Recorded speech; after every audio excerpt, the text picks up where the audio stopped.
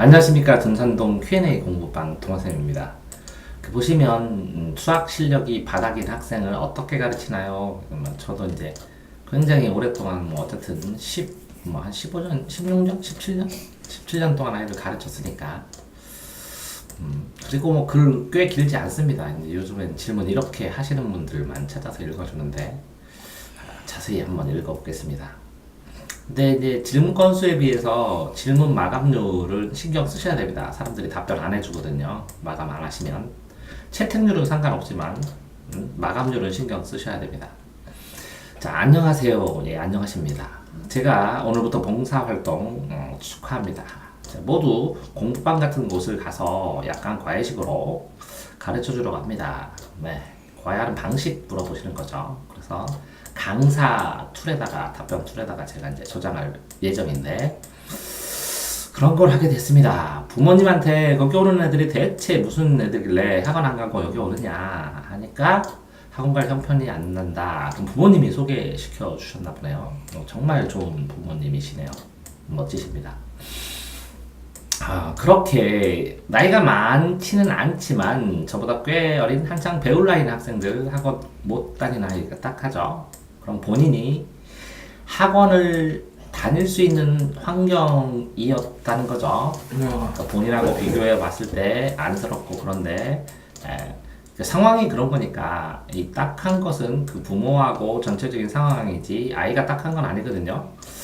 어쨌든 기합 빡 주고 본인만 기합 주시기 바랍니다. 그러니까 학생들 이 대상 배우는 학생들한테 기합 빡 주면 안 되십니다. 바로 느낌이 오는 겁니다. 그러니까 배우는 학생은 저 같은 학생으로 그냥 애잘한 거 마음속으로 안 품으시고 그냥 편안하게 가르치시기 바랍니다. 대강 사건 배경은 위에서 설명드린 게 다입니다. 네, 자, 오늘 처음 중2 학생을 가르쳐 봤는데요. 당장 중간고사 시험범위랑 진짜 못합니다. 당연히 못하니까 학원도 못 가고 그렇거든요. 선천설과 후천설이 있을 때 선천적인 타고난 지능도 있지만 후천적으로 환경에 의해서 교육을 만들어 주거든요. 환경. 그래서 선천설과 후천설을 두 개를 합쳐서 양대 교육의 축으로 교육학에서 나와 있습니다.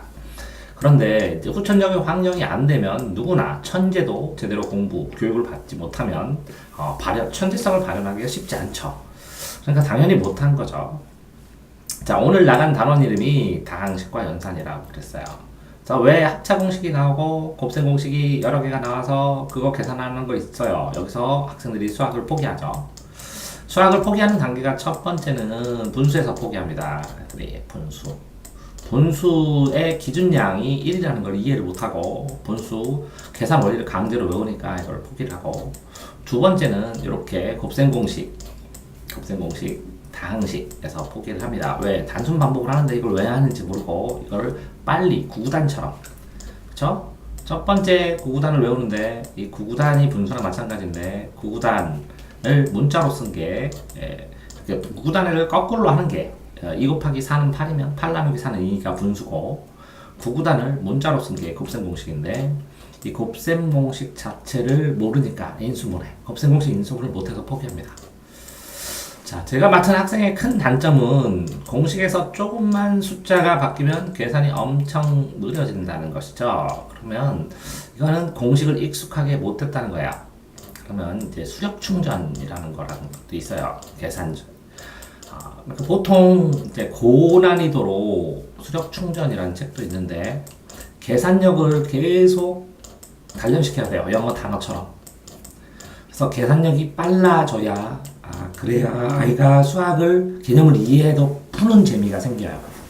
그래서 영어 단어처럼 계산력 연습을 해야 되는데 실제로 이제 비싼 과외를 하는 사람들 중에서 빨간 펜이나 이렇게 단순 반복 계산하는 거를 두세 달을 일부러 시키는 선생님들도 있어요.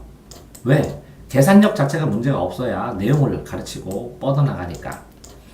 또 꼴찌 동경자가다라는 일본 만화가 있는데 그 만화 보면 한 40권인가 그런데 공부하는 법이 나오는데 그 유명한 수학 선생이 제일 처음에 아이들 가르칠 때 다른 걸 안 하고 이 계산력을 만점 받을 때까지 계속 이 계산력 연습을 시킵니다. 그런 다음에 수학 공부를 시켜요. 그러니까 계산력은 아이들한테 항상 해야 된다는 거예요. 항상. 계산력을 가르칠 때 보면 계산력 문제를 항상 10분이나 20분을 할애를 항상 하셔야 됩니다. 기초 계산력. 그래서 나중에 본인이 이렇게 봉사활동을 손을 떼더라도 아이가 계산력을 통해서 계산력이 증진돼서 나중에 공부, 인강을 보거나 이렇게 했을 때 알아듣고 계산하고 문제를 푸는 재미에 빠질 수 있도록 계산력을 한 30%를 항상 하시는 게 좋을 것 같습니다. 자, 두 번째는 어디서부터 가르쳐야 될지 모를 때 기준이 뭐냐? 이게 중간고사입니다. 중간고사에서 어차피 아이는 이제 100점을 맞을 의향도 없고 능력도 안 됩니다. 그러니까 중간고사에 나올 만한 유형을 점검을 하셔서 그 유형을 한 번 갔을 때 한 5개에서 10개, 처음엔 5개 정도만 하고 5개 정도를 어마무시하게 자세히 써가세요. 초등도 알 수 있을 만큼 길게. 그런 다음에 그거만 성명해서 그거를 이렇게 계산 과정을 다 썼잖아요. 계산 과정을 쓰고 여기다가 설명도 아주 자세히 써가세요. 초등 과정까지 전부 다. 그런 다음에 아이한테 나눠주고 요거를 설명을 해주고 통째로 암기하게 한 다음에 요 문제, 이 5문제만 확실히 풀 수 있도록 하세요. 확실하게 이걸 풀 수 있도록.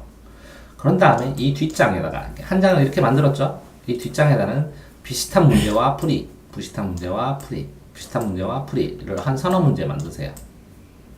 자, 이게 개념 원리를 만드는 방식입니다. 이렇게 예제 문제를 하나를 자세히 주고, 근데 그 개념 원리의 방식보다 훨씬 더 예제는 자세히 설명을 해주고, 그 다음에 이 아이가 풀 수 있는 목표 점수까지와 관련된 문제들만 한 서너 문제만 이렇게 해서 이걸 완벽하게 외우면 이게 풀 수 있는지, 그래서 추가로 설명만 조금 해주셔서 욕심 부리지 마시고 30%는 뭐라고요? 30%는 이 아주 자세히 설명을 해서요. 5문제만. 5문제에서 10문제만. 그런 다음에 나머지 30%를 아이가 입장에 있는 문제를 풀게 하세요. 풀게 하시고 숙제로도 내보시고 그런 다음에 풀 수 있게 자꾸 힌트를 주시고 그런 다음에 다음번에 요 예제를 어떤 수준에서 자세히 써야 될지를 계속 연구를 하고 딱 5문제. 요거를 못 풀더라도 요거는 확실하게 똑같은 건 풀 수 있도록 갈 때마다 이 정도면 족한 것 같습니다. 그래서 계산력 연습하고 5문제 연습하고 그 다음에요 그거를 풀 수 있나 확인해 보면서 다음번에 격려해주고 하나 더 풀었잖아 이렇게. 문제는 저뿐만이 아닙니다. 학교 시험에 45분 시간이 있잖아요. 시간 제한 당연히 있죠. 근데 서술형도 쓰고 마킹도 서술형 포기하셔야 됩니다. 이렇게 하실 애들은 마킹도 해야 되고 할 일이 산더미 같죠. 문제 푸는 속도가 너무 느립니다. 자, 이거는 이제 본인이 아주 착각하시는 거예요. 그러니까 공부를 잘한다 못한다 1등급에서 9등급의 차이는 속도 차이입니다. 당연히 속도가 빨라지면 가르치는 학생이 내가 1등급인데 2등급인데 이 9등급 학생이 이 정도 속도가 나면 이 학생이 2등급이라는 얘기거든요. 그러니까 속도가 실력이다. 속도는 실력이다. 이렇게 생각을 하시면 이렇게 계산 연습을 계속하면 일정 부분 속도가 빨라지고 그리고 반복해서 풀다 보면 또 빨라집니다. 그러니까 8문제를 풀고 왔으니까 훌륭한 애네요. 그렇죠. 사고방식이 다르시죠? 요 질문하시는 거는 얘가 8문제밖에 못 풀었다는데 나는 8문제를 풀고 왔다고 30분이나 걸려서 이렇게 느리게 이걸 천천히 풀었는데도 푸는 의지를 가지고 있다는 거죠. 굉장히 좋은 아이입니다. 가르칠 만한. 어려웠나 싶어서 풀포지가 B 스텝의 하 정도 난이도면 이 아이가 A 스텝이라는 거죠. 지금 현재. 당연히 스텝이니까 B 스텝이 오래 걸리죠. 그러니까 A 스텝을 더 단련해야 된다는 거죠. 그건 당연한 단계인데 놀랄 일이 아니라는 거죠. 그래서 안 돼가 싶어서 B 스텝 4장 정도를 저랑 걔랑 누가 빨리 푸나 그럼 당연히 그 출제 이 학생이 빨리 풀죠. 가르치는 학생이. 제가 다 풀 동안 한 장 정도밖에 당연히 이렇게 되죠. 그리고 이렇게 빨리 푸니까 당연히 맞는 문제도 없죠. 그러니까 아이 상태가 이런 것이니까 욕심내지 마시고 A 단계를 연습시키는데 B 단계의 문제를 뽑아가지고 시험 나올 만한 것만 5개씩 맞춰야 된다는 거죠. 자, 학생이 사는 지역은 시험은 어떨지 모르지만 적어도 제 지역은 이 속도로 풀면 당연하죠. 진짜 시간이 모자라고 이거는 100점이 문점이기 때문에 100점. 기준을 잡았어요. 이 학생의 중간고사 기준을 제 생각에는 50점 잡으면 굉장히 높이 잡은 거거든요. 그러니까 보통 때 몇 점 맞았어? 그러면 20점.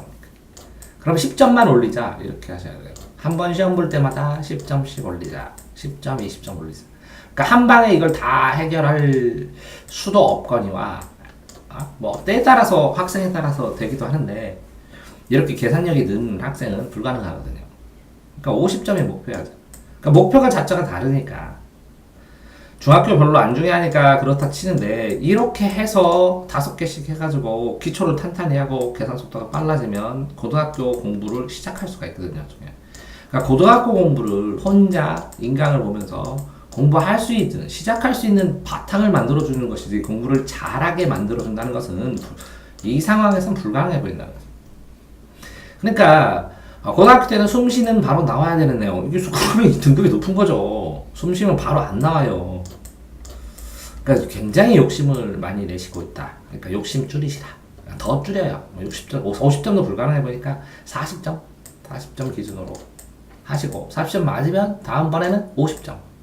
그 다음번에는 55점.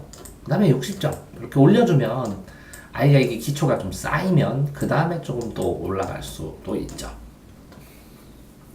여하튼 제목에서 나왔듯 이렇게 수학 실력이 안 좋은 학생은 같은 학생이 어떻게 가르쳐줄까? 이렇게 이렇게 가르쳐서 중간고사 때 3점 이하로 틀리는 거 되게 불가능한 거 생각도 하지 마시고 내 속도로 따르는 거 이런 거 불가능한 거 생각하지 말고 팁을 알려드리면 자 이렇게 욕심을 내지 말고 계산력 연습시키고 아주 자세히 5개만 설명하고 그거 반복해서 풀게 하고 반복해서 풀고 그 문제를 맞출 수 있을 때 뒤로 넘어가서 뒷장에 있는 문제들을 풀게 하고 이렇게 하셔야 되는데 그렇게 하시면서 가르치기만 하고 나는 도움이 안 되면 안 되겠죠. 그러니까 본인은 그럼 이렇게 하면서 어떤 도움을 받을 수 있냐를 설명드리면 그죠? 첫 번째, 이 계산력 당신도 본인도 연습을 하세요. 더 빠르게, 더 정확하게. 촤촤촤촤 애들 풀 때 촤촤촤촤 그러면서 이 계산을 더 효과적으로 할 수 있는 방법 본인도 연구하세요. 두 번째, 이렇게 5문제, 10문제를 뽑는 눈. 그러면 시험 문제를 적중시키는. 그죠? 그 학교 시험 문제지만 시험 문제를 적중시키는 눈을 키우세요. 그럼 시험 공부와 공부의 차이를 알게 되고 이 시험 점수를 올리는 것에 대한 본인의 능력이 늘어나요. 이것도 배울 수 있습니다. 자, 세 번째, 이렇게 아이한테 이걸 반복해서 풀게 하잖아요. 반복해서 풀게 하는 것처럼 본인도 어떤 수학 문제를 반복해서 풀어야 되는지, 반복해서 풀면서 어떻게 이런 시각을, 이 문제에 접근하는 시각들을 다양하게 하고 정리를 하면서 이것과 공식과의, 기본 공식과의 관계가 뭔지를 조금 더 생각을 하면 터득하는 데 도움이 될 수 있습니다. 이해됐나요? 네. 그렇게 해서 본인도 도움을 받아가면서 이런 것들을 아이에게 욕심내지 말고 즐겁게 아이가 오늘 왔는데 나랑 재밌게 놀고 사소한 얘기도 하세요. 공부만 시키지 말고. 그래서 욕심내지 말고 아이하고 즐겁게 대화를 하면서 오늘 나랑 같이 있게 이 딱 5문제만 해결하고 가자. 그러면 이 5문제가 누적이 되면 이거를 해서 만약 10번을 가서 50문제, 중간고사 50까지를 했으면 이 중에 한 10가지 나오면 10문제 만지면 30점, 40점 되는 거고. 그죠? 그런가요? 네. 이렇게 해서 해요. 그런 다음에 욕심이 나면 아이가 막 잘 따라오고 그러면 이걸 좀 더 써서 주세요. 이걸 더 정리해서. 그죠? 5문제가 아니라 10문제로. 이렇게 해서 조금씩 늘어나고 아이 능력에 따라서 이 5문제, 5문제를 나중에 10문제로 되고 나중에 20문제로 돼서 이렇게 늘려나가면 그러면 족할 거라고 생각합니다. 욕심내지 마시고 봉사잖아요. 봉사하러 갔는데 싸울 일이 있어요. 아이 기분 나쁘게 봉사할 거예요. 그러니까 기분 좋게 칭찬하면서 5개를 퍼펙트에 맞으면 100점, 하나에 20점씩이니까 그래서 100점 맞춰서 보내세요. 기분 좋게. 예? 못하는 애한테 계속 못하는 줄 알아요. 그 학생도 자기가. 짜증나요. 그래서 오늘 너 100점 5개 끝났어 이렇게 주고 보내시기 바랍니다. 그래서 항상 즐겁게 그 아이에게 웃음을 줄 수 있으면 즐겁잖아요. 봉사가 즐거운 겁니다. 이렇게 목표를 가지고 솜씨도 나와야 되고 그 다음에 빡세게 기합 빡 주고 그 다음에 왜 이렇게 속도가 늦어 이렇게 하고 그러면 그죠? 이 점수를 맞아야 돼 이렇게 하면 봉사가 아닙니다. 즐겁게 행복하게 봉사하시기 권하면서 답변 드렸습니다. 대전둔산동 Q&A 공부방 동아쌤입니다.